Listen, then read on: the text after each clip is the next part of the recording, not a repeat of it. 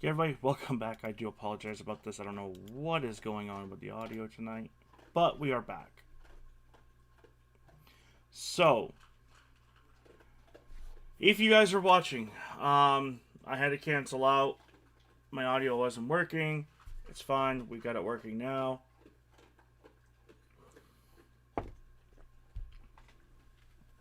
Now, we are streaming on Facebook, my Facebook group. We are also streaming on YouTube. And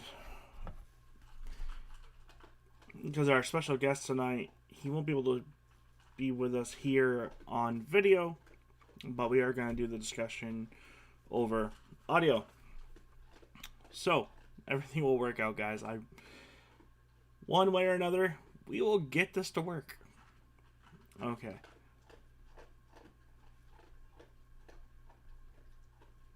So, let me bring up my other screen.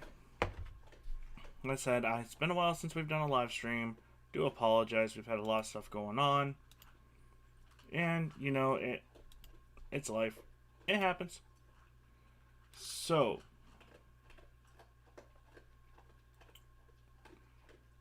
let's bring up the EC tuner break for you guys.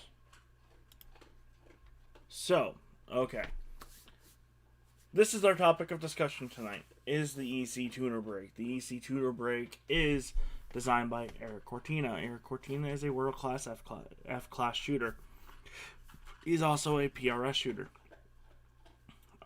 His original product he made was the EC tuner. Now, this product has probably been around a couple of years now. Very well known and works very well. So people in NRL and PRS and I think other divisions of F class you can use these on. I couldn't get it clarified. So this product was brought to my attention last year. I've been wanting to try it, but I was like, I was really skeptical about sending my barrel out to have the barrel work done to have it put on.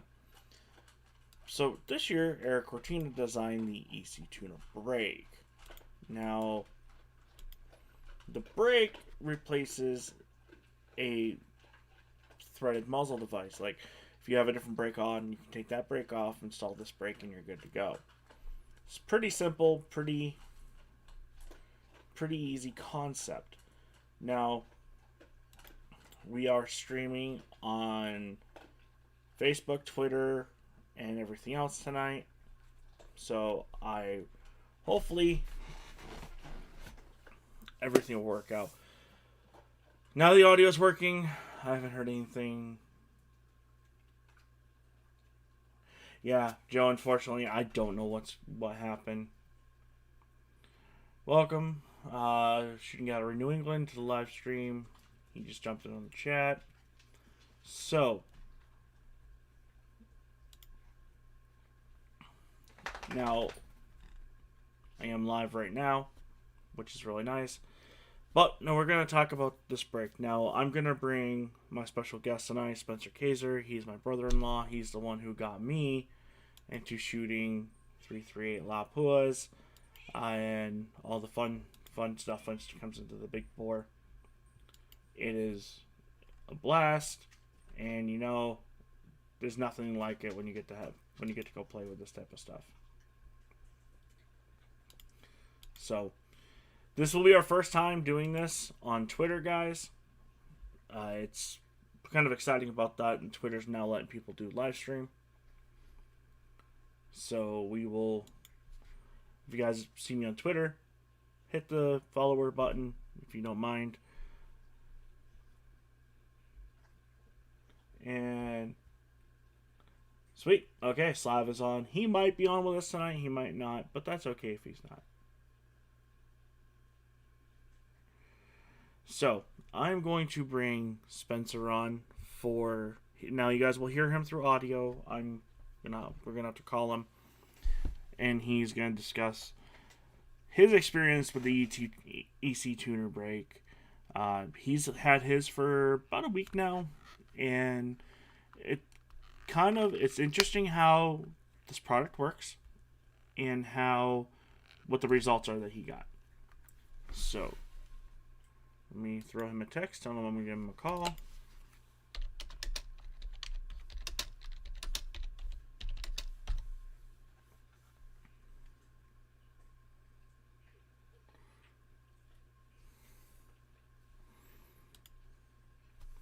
So, and it wouldn't be proper to talk about the Lapua without actually not having my Lapua out tonight. So, yes, I had to break out my Lapua. Or, Kaslav will give me shit, Lapua.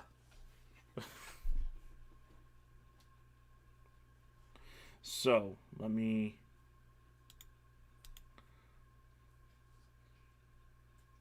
close this for now. And let's bring Spencer up on.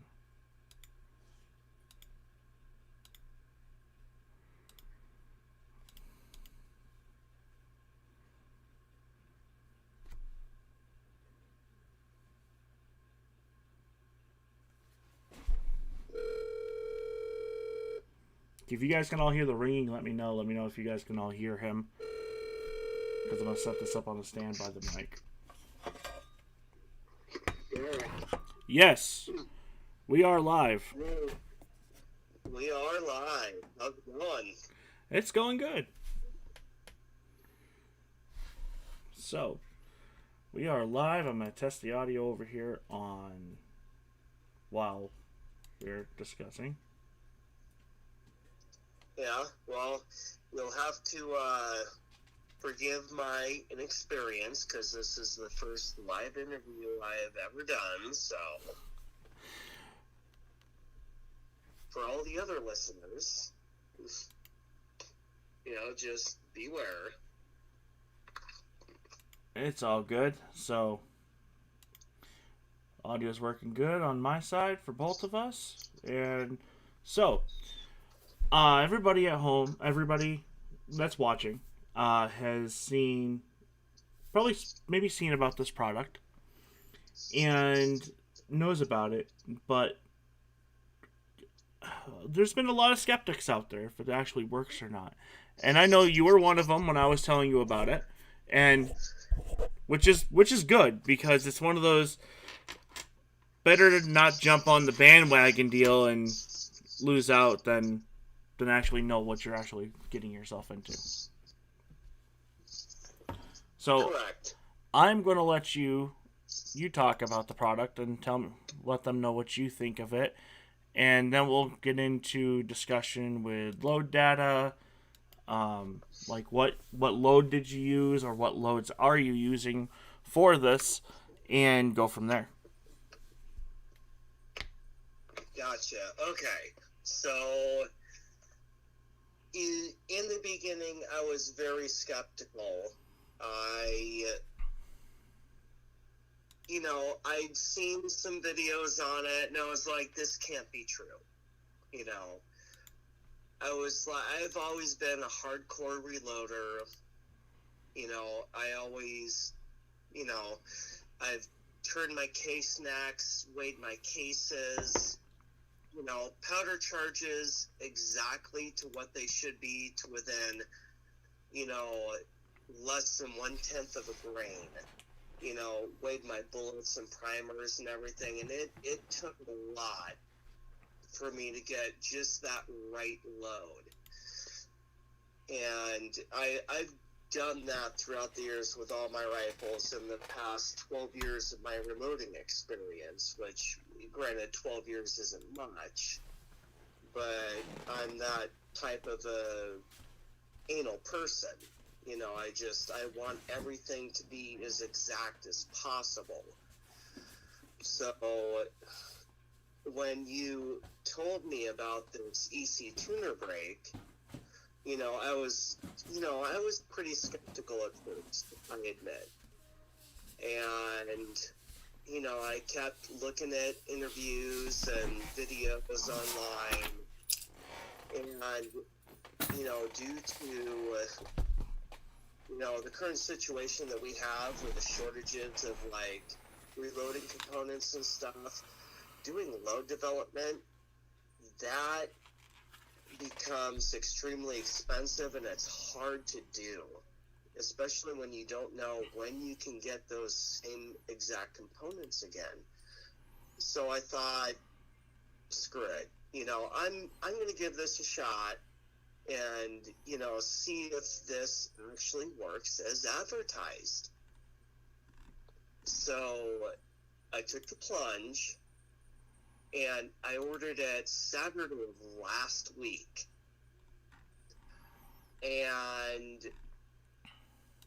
the order processed immediately, and I had it the following Monday.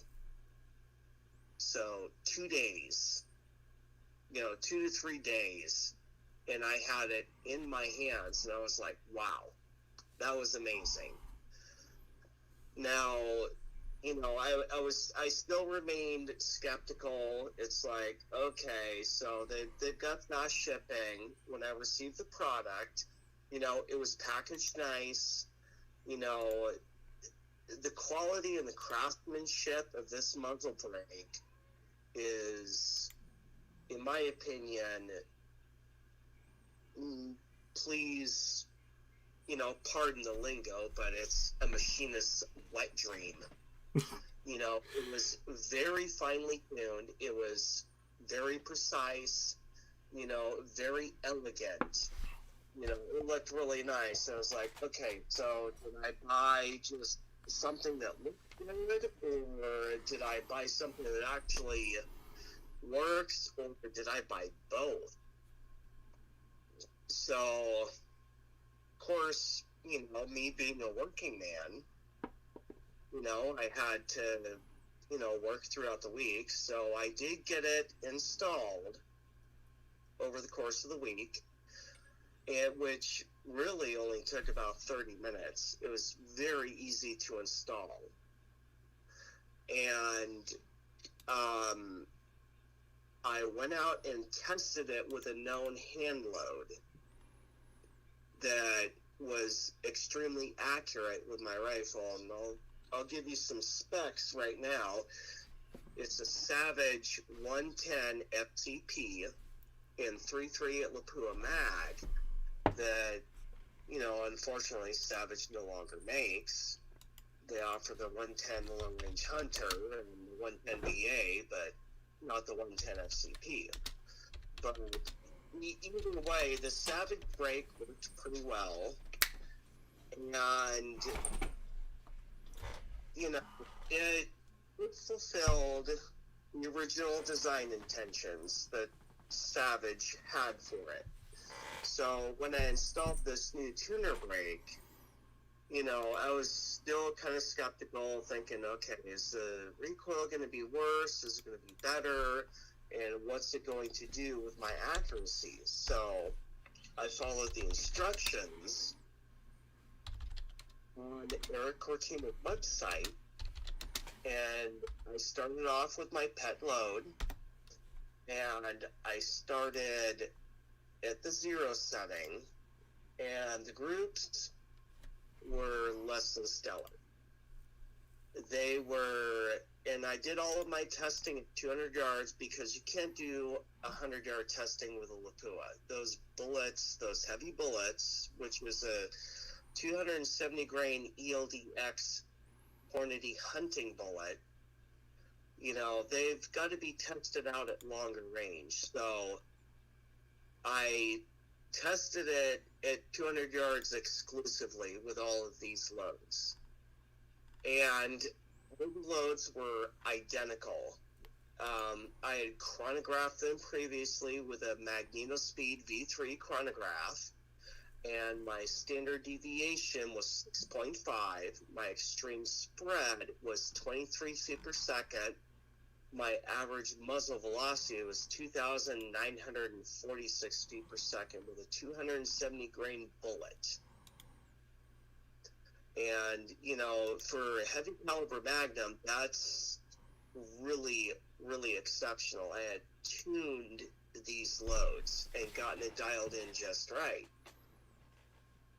So when I installed this muzzle brake, the first group that I shot with that muzzle brake on 0 was approximately 4 inches at 200 yards for a 3-shot group, which, you know, is not really good in my opinion. But, you know, also keep in mind I had just installed a new muzzle brake, and I had these loads tuned to the muzzle brake, you know, that was original to my rifle. Mm-hmm. So, you know, I continue with my testing on setting 1, you know, after the first 3-shot group, and they were all 3-shot group. My best group with these hand loads ever was 1 inch at 200 yards with my original muzzle brake. So on setting 1, those groups actually shrunk down from 4 inches to 3 inches, which really surprised me. And I thought, okay, well, maybe, you know, cold bore shot, maybe, you know, something else is at work here. But the environmental conditions were identical to when I originally tested these loads, because it was at the same exact time of year, same exact conditions. It was within 10% of the temperature, the barometric pressure, the humidity, everything. Okay? Mm-hmm. And I went to setting 2, the groups shrunk to 2¼ inches. And I was like, okay, something's going on here. I don't know what, but this thing is actually working. So when I adjusted it to setting 3, I put 3 bullets touching each other that you could cover with a nickel at 200 yards with a .338 Lapua mag and a 270 grain bullet. That to me is phenomenal. And I was like, there's no way I just did that. And I was like, okay, I'm going to take this a step further. So I adjusted the brake. Now, do you mind if I showed the picture of the target on the live stream? No, go right ahead. Okay. If it lets me. It's not gonna let me. Okay. Well, I will figure a way and I'll let you keep talking. I will try to bring up the target for everybody. Okay. But anyway, I was like, there's no way that I just did that. So I set it to setting 4 on the muzzle brake, and I fired another 3-shot group, and it opened up to 1 inch. I was like, okay, this is not working. So I set it back down to 3, where I had my best group, and I produced an identical group. Literally identical as setting 3. I was like, okay, there's something at work here. So what powder were you using and what primers were you using when you did this? Okay, so my pet load is a Hornady 270 grain ELDX hunting bullet. Mm-hmm. And I'm using a Federal 215 Magnum match primer with 94.3 grains of Rotumbo powder in a Lapua case. Okay. And they are just neck sized to my chamber after they've been fire formed. Okay, so while you're talking, I have your target up, and I'm holding up a Lapua bullet that I have loaded up as closest I have to a 270 ELDX, which is the 285 ELD match. and I have mine loaded close to that, but with a powder that's close to Rotumbo is 8133. Okay. So that way people can see what I'm holding up, and so they know what you're talking about. So how many rounds do you have down the barrel of your rifle?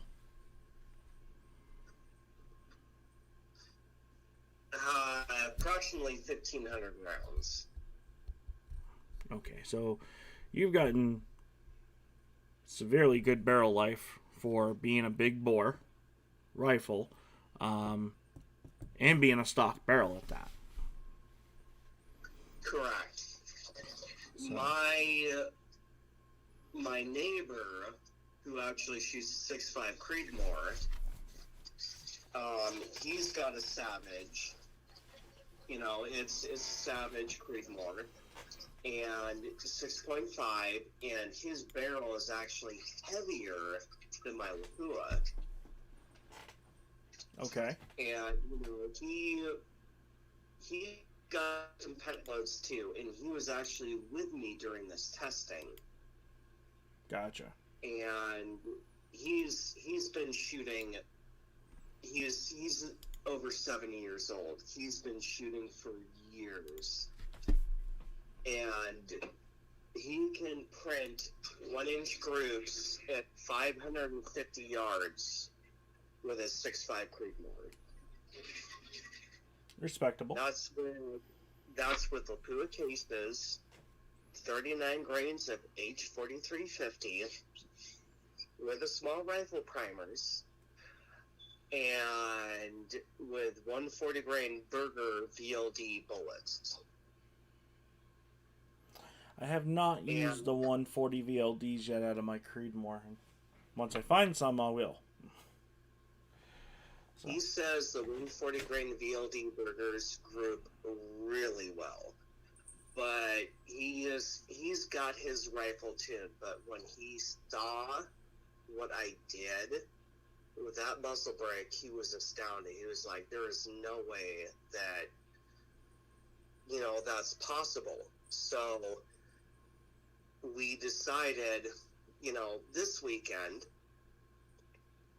which we did Saturday, yesterday, we decided to test it out again.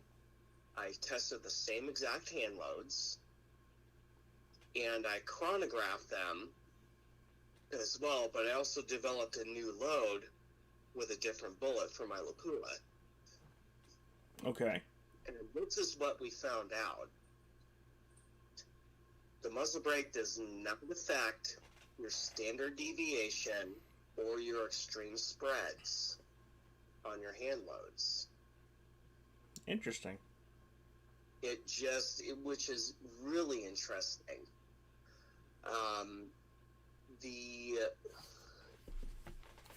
I think with the way that the muzzle brake works and how you can turn it and actually extend that weight out, affects the harmonics of the barrel just right to where it fine-tunes that bullet in. But I also think that, and I'll get to this, a little bit later on in the discussion, there's other things at play too. But one of the things I wanted to point out is that I developed a new hand load for the 300 grain Hornady A-tips, which I really wanted to try. And this is a new load that I've never used before. I used 91 grains of IMR 7977 Enduron powder. Mm-hmm. In a wood case with a Federal 215 Max primer with those 300 grain Hornady A-tips, and I tried them out. I loaded 30 rounds, and anybody knows powder is not cheap, and neither are those bullets. No, trust me, no. Being a Lapua shooter, you get whatever you can find. At $112 a box for a box of 100, they are expensive. Yes. I mean, they're much more expensive than the burgers, but they are. So I developed 30 hand loads, same exact powder charge. I try and get my case weights to within, you know, a grain or two, plus or minus of each other. And I tried those hand loads out. Of course, the grouping was horrible at first on the 0 setting. And I got all the way up to 4, setting 4 on this muzzle brake. And I'll tell you what, the groups went from 4.5 inches to 3.5 inches to 2 inches to 1.5 inches. And then once I hit setting 4, it put 3 bullets touching at 200 yards, center to center, 3/4 of an inch, with a 300 grain bullet, with a brand new load that's actually loaded to my magazine length, 3.705 inches, which is the max that I can go. That's giving a few thousandths of an inch, probably 10 thousandths of an inch clearance between the tip of the bullet and the edge of the magazine. And this is the first time I've tried this load. And I repeated it twice. And then I rang steel at 550 yards consistently with it. What does that tell you? Tells you the product actually works.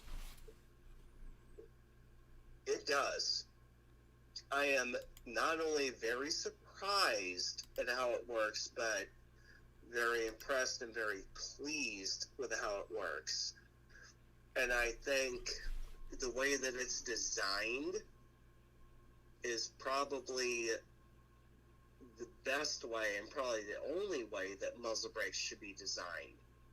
I mean, it really, and here's the other thing too that I wanted to note. During all of my testing, between the original factory Savage muzzle brake and the EC tuner brake, I actually noticed a 25% reduction in recoil. That's really good when you start getting into the big bore rifles. Oh, absolutely. Makes them more pleasant to shoot.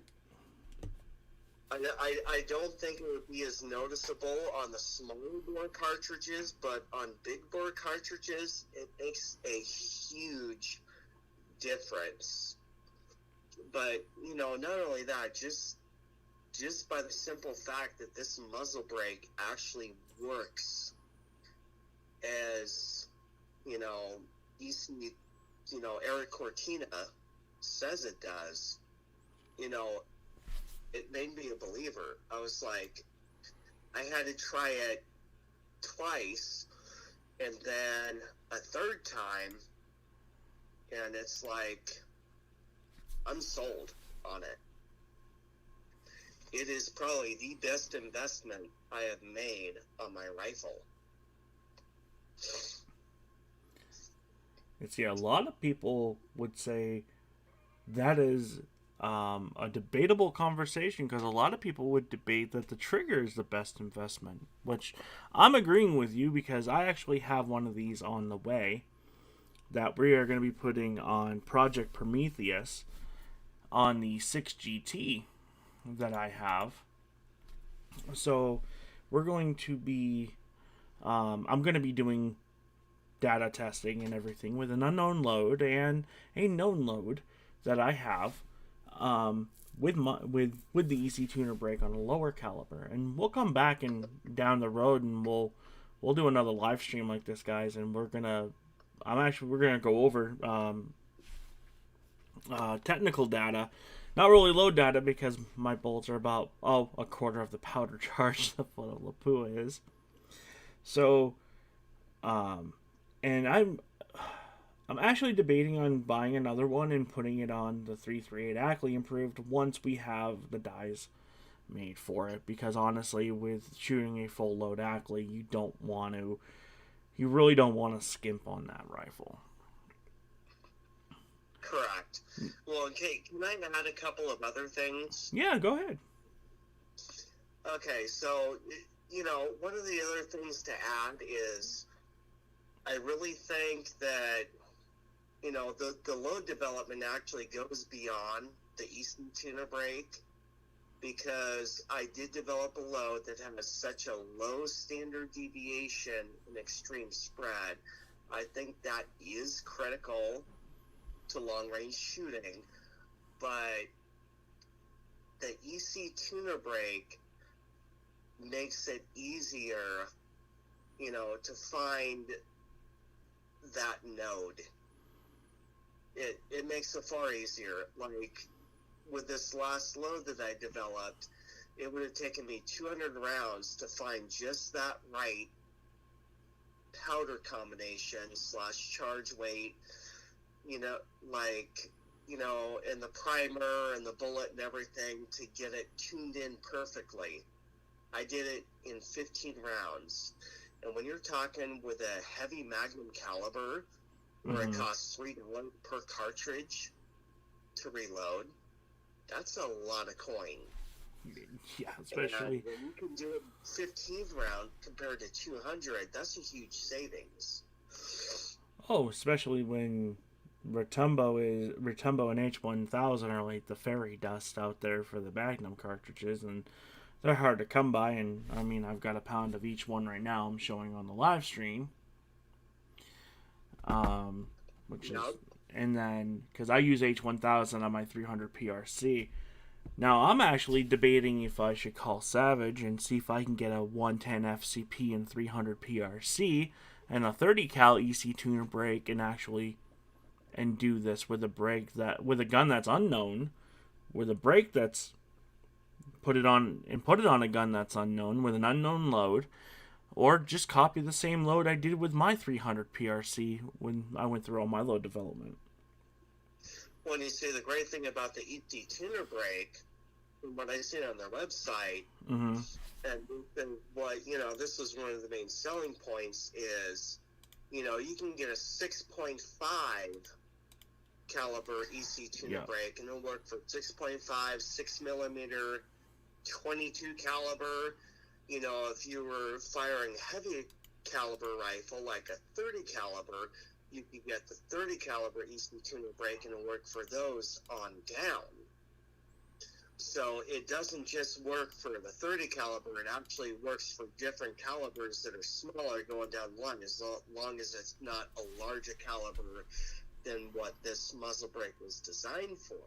Yeah. And that's why I chose to get the 338 caliber for my Lapua, because, later on down the line, if I should choose to get like a 7mm or like a 30 cal, like a 308 Winchester, this is a freaking rifle, because the 308 is superb caliber, one of the best ever made.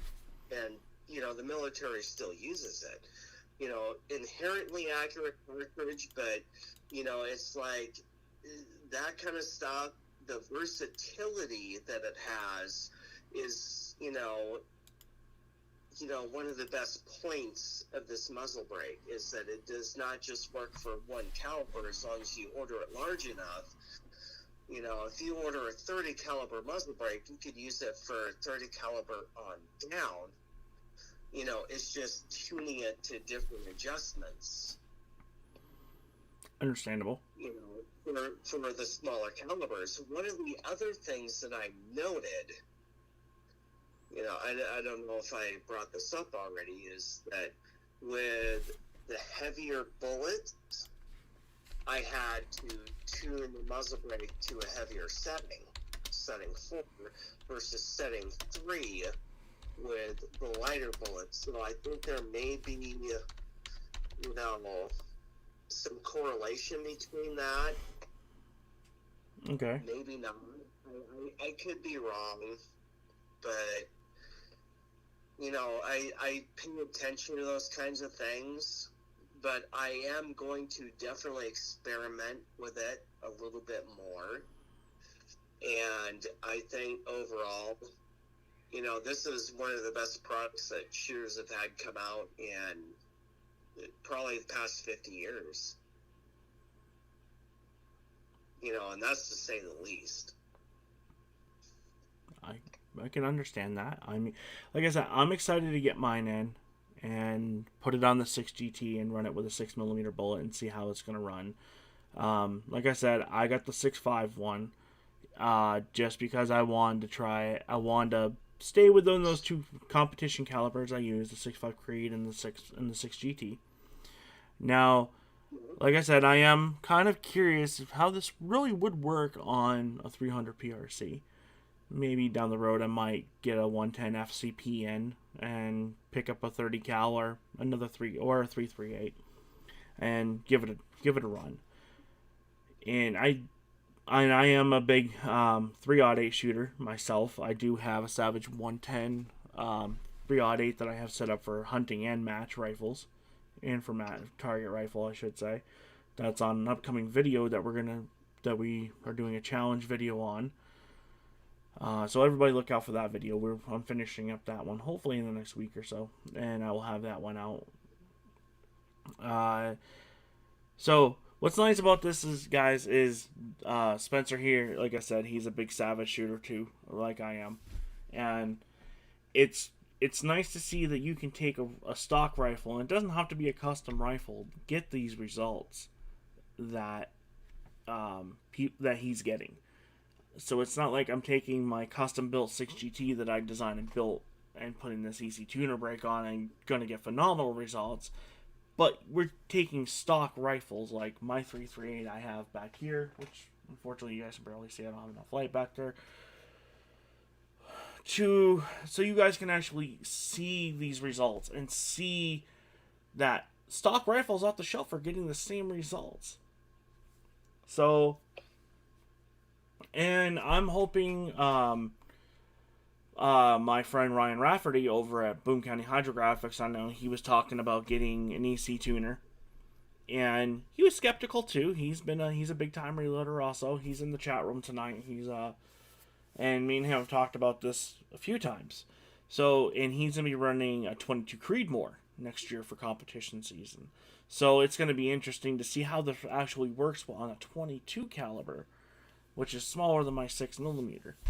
And maybe we can all get together and do one big live stream and talk about our lowdown and our experiences with this product, being that he's going to the smallest of the centerfire cartridges to where I'm going to the mid and you're at the biggest. If you'd like to come back on sometime and talk about that. That would be very interesting. And, if I could note something else, yeah, go ahead. To everybody that's listening out there, and, to all the followers and the viewers, I've spent quite a bit of money on my rifle and scope combination.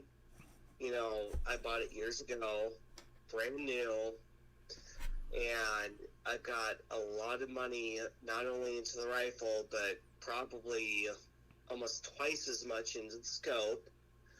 And I would have to say that, you do get what you pay for, but you also have to do the research on it. And sometimes, some of those things that may seem like cheap gimmicks, they're not cheap gimmicks. They actually work. And, the tuner brake, it proved that.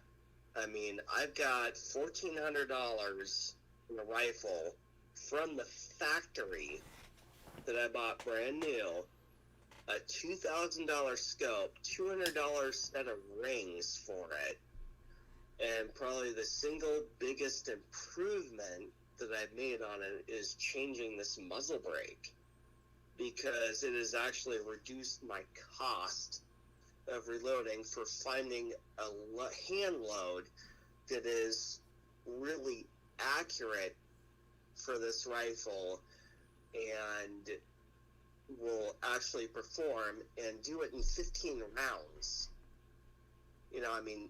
15 cartridges for a 3.3 Lapua mag. You look at the cost of, quality factory ammo for a 3.3 Lapua mag, it's running $10 to $15 per round.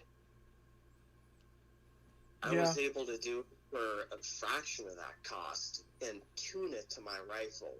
That's one of the things that, people have to look at is, do the research on a product and, look at the reviews and look at what it's done for other people. I can honestly say that this thing works. And, I'm not trying to be a salesman or anything, but, No. this thing has impressed me immensely. And I am probably going to get one for my 243 as well. And I'd like to see how this is going to work on that 243 Ackley we were talking about. Yes, which I still plan on building. Yes. But it's like, stuff like this that comes along, it's innovation. It's technology. It's things that it's made from people who actually shoot, who actually knows what works. And that's the kind of stuff that you need to look for is, innovations from people who actually do it and know what works and what doesn't. And I tell you what, this is one of those things that it works just as it should. There's no gimmicks here. It actually does what it's intended to do. And it has thoroughly impressed me, and I'm a hard person to impress, as you well know, Derek. Oh, yeah. And I want to put this out there so everybody knows that I have shot this rifle before the tuner brake has been put on it. Throughout the years, I've shot this. This is one of the very first 338 Lapuas I've actually ever shot was this 110 FCP, which really got me into wanting a Lapua for years, and that's why I have a 112 Target Magnum back, and I custom built a 338 Ackley improved Lapua Magnum. The Lapua is one of my favorite cartridges to shoot. It's not gonna kill you like a 50 or a Shy-Tech. It's enjoyable to shoot. It's expensive to shoot if you shoot stock ammo. Now, after talking to Spencer extensively on this and telling him about this product and everything. Now, back when I went to the Badlands Steel Challenge this year, there was a guy who built a rifle, had it finished on Wednesday. He put a tuner brake on it, and he was shooting stock ammunition, had this thing tuned out in less than 20 rounds, and he went on to come in 12th out of like 53 shooters.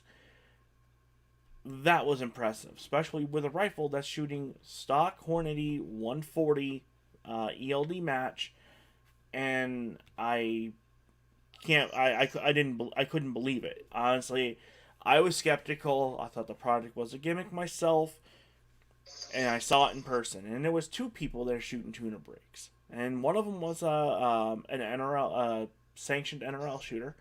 So, and then when I told my brother-in-law about it, he went on and got one, and then I just ordered mine the other day. Like I said, I can't wait to get it. I think it's gonna be I'm waiting to see what's gonna happen with it. So, and I'm glad he's happy with it. I'm glad everything worked out well, and I didn't get a phone call back going, "I'm gonna kick your ass for blowing my money." There you go. Especially being Lapua ammo at $7 a shot out of the box is a little pricey, guys. I reload 285 ELD match, 285 Botail hollow points, 300 burgers, 230 ELD match, which I just was able to get to shoot in my rifle.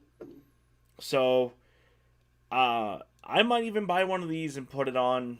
Well, I'm gonna put it on the Ackley Improved for sure, because that one's gonna be an expensive rifle to shoot.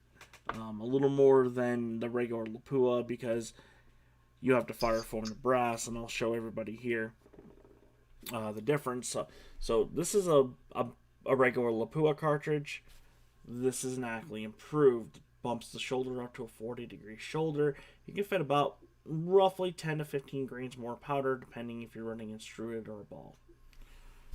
So, and me and Spencer have been talking. He wants to build a 243 Ackley Improved, which was one of the very well-known cartridges of Ackley, along with the 30-06, which is probably his most famous hunting cartridge.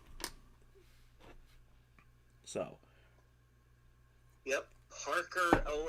Ackley was definitely one of the pioneers of modifying cartridges, but his theories behind it and the way he designed the cartridges were totally genius. I mean, I have read, numerous articles, and one of the main reasons that he improved his cartridges with the blown out body taper tours, totally straight almost, with that steep shoulder, was to reduce headspace. Not only that, but to even out the pressure along it to where it reduced the amount of bolt thrust put upon the legs of the bolt. And it actually worked. And a lot of people, a lot of gunsmiths actually, I think, discredited him for that, but it's been proven over time. He pioneered and these modified cartridges, and he was a genius when it came to it. I agree. And I have low data to back, especially on the 230 grain ELD X, because we were using those to fire form brass for the Ackley.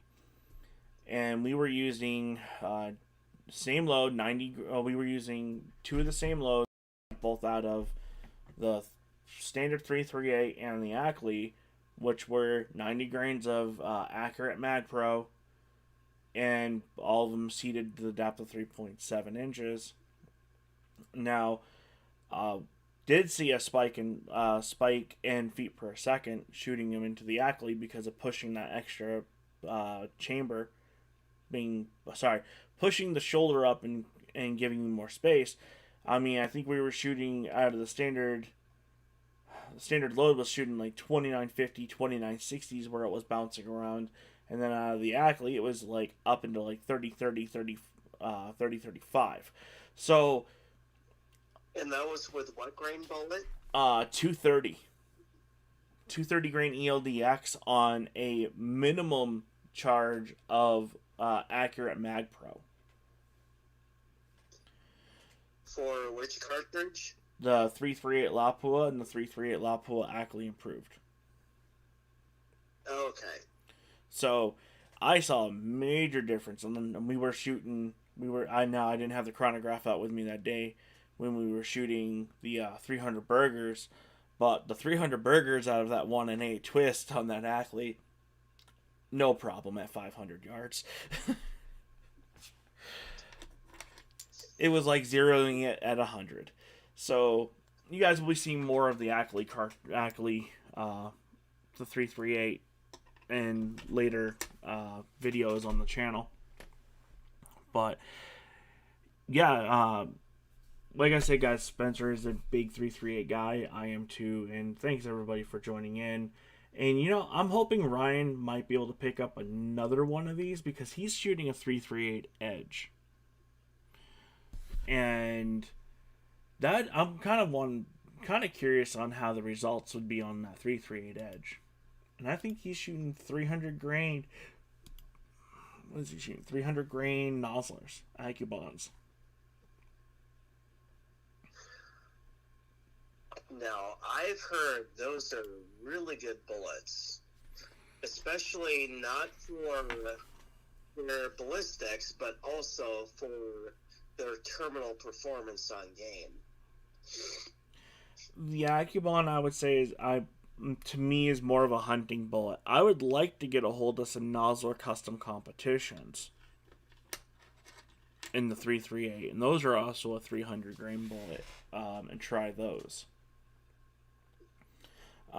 Me and Ryan are getting together later this next summer, and we're going to take his 338 Edge out, and I'm going to break out the Lapua, and we're going to go do some long range shooting over in North Dakota. So. Well, and I'm hoping to hook up with you sometime next year, Derek, and, do some really long distance shooting, hopefully out to a mile with my Lapua. And, one of the things that I would, like to, give a shout out to everybody is, reload safe, but also try and be as precise as possible. I mean, clean your primer pockets, brush those case necks, tumble your cases, get everything as spotless as possible. Cleanliness is next to godliness, especially when it comes to precision rifle shooting, but also pay attention to the finer details, like, your bullet weights, try weighing your bullets to see how much they vary, even the primers.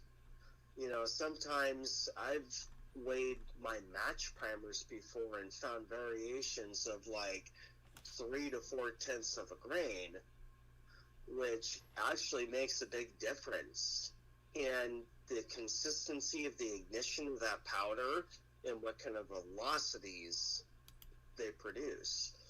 So, shooters, just be aware of that, and, just try and, I'm just passing along what's worked best for me and what I found. I mean, you could choose to do it or choose not to do it. It may or may not work for you, but I found it does work for me, in every case, but, you may have different results, but, just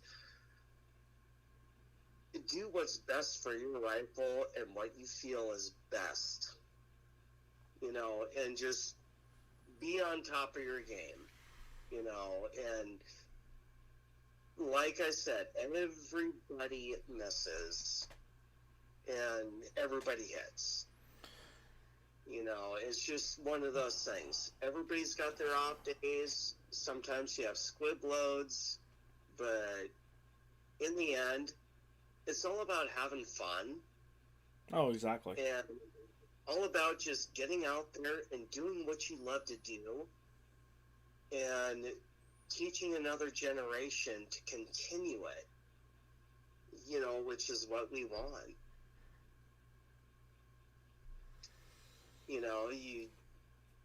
You got to carry on that tradition. So keep doing what you're doing. Do what makes you happy. And good shooting. I agree.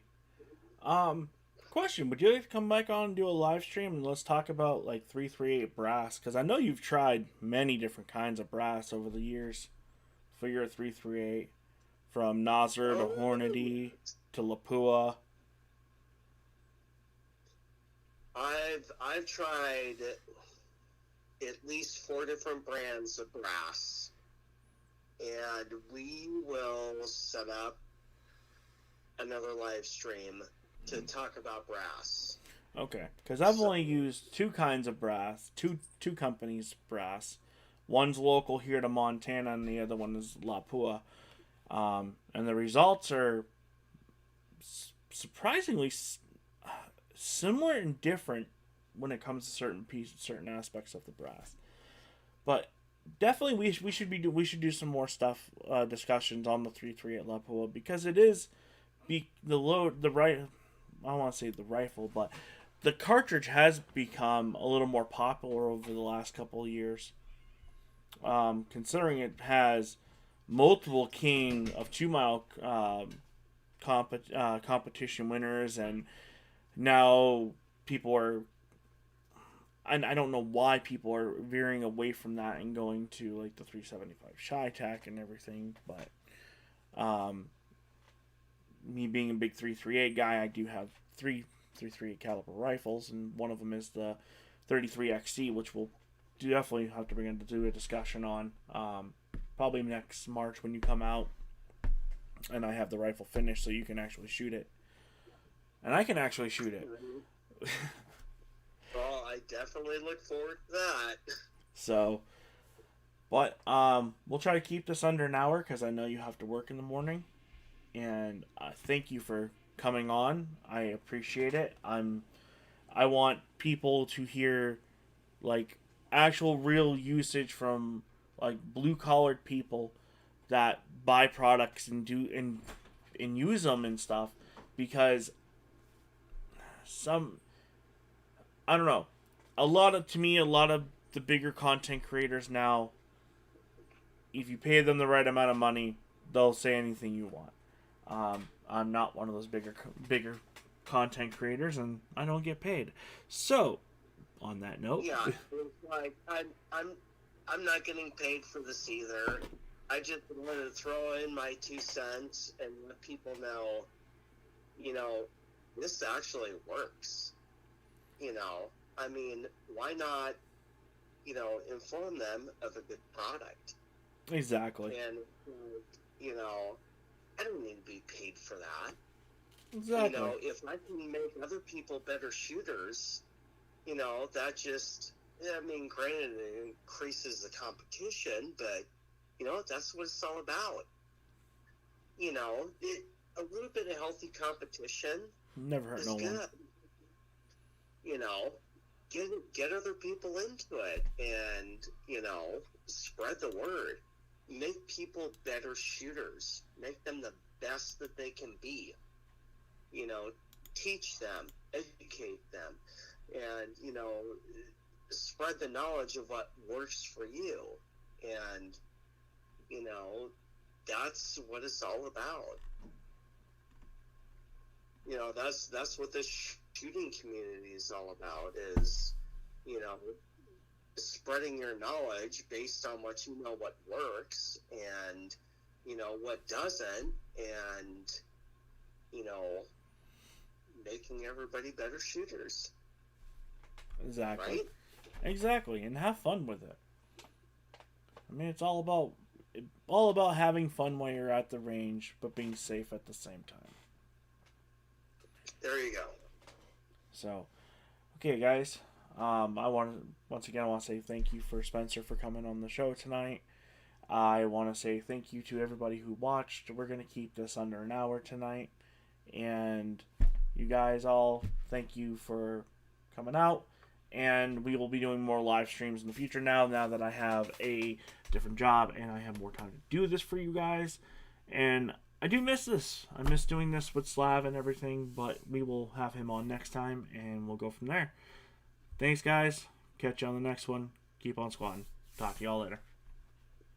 All right. Talk to you later.